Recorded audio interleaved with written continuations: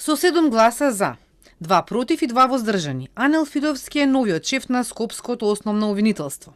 Предмети кои ги водел познати за јавноста се за смртта на малата Тамара, каде Фидовски го преквалификуваше делото, со што застаре. Но и тенковски делови кои исто така застаре. Тој работи и на предистрагата за усие по кривична пријава на екс-градоначалничката Данила Арцовска. 2 гласа помалку доби досегашниот шеф на обвинителството Гаврил Бубевски.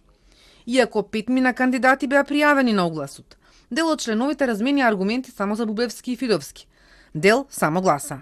Светлана Стојковиќ и Ермон Незири го поддржаа Бубевски. Поради досегашната успешна работа, но и поради програмата, според која обвинителството во неговиот мандат ја зголемило конфискацијата, транспарентност, формирало истражен центар, а најавил и дигитализација. Фидовски немал програма, но поддршката од Маријана Илиевска и Адријан Демир ја добил поради интервјуто, па оценија дека поседува интегритет, визија за современи практики и раздвижување на работата на обвинителството. Кети Петкова пак оцени дека под палката на Бубевски обвинителството не било доволно ефикасно. Веде државната обвинителка, Анита Тополова и Сајловска гласаше позитивно единствено за Фидовски. Својот став не го образложи, ниту на седницата, ниту пред медиумите, кои ги одмина. Слушнав внатре кој е вашиот став, ни за, ни против. Председателот на Советот, Башким Бесими, гласаше за Фидовски, а воздржано за Бубевски.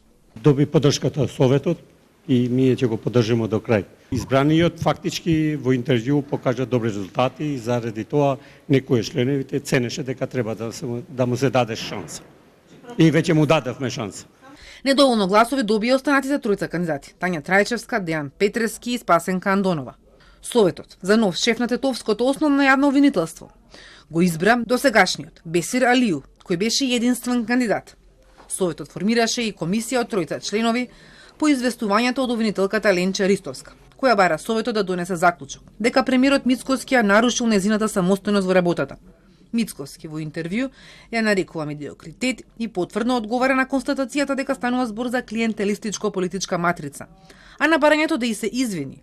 Од владата одговорија дека не ја спомнал со име и презиме и се чудеа како се препознала. Таа ги води случаите Тали 1 и 2, поврзани со ВМРО ДПМН, поради што изјавите на премиерот ги доживува како несоодветен притисок врз работата.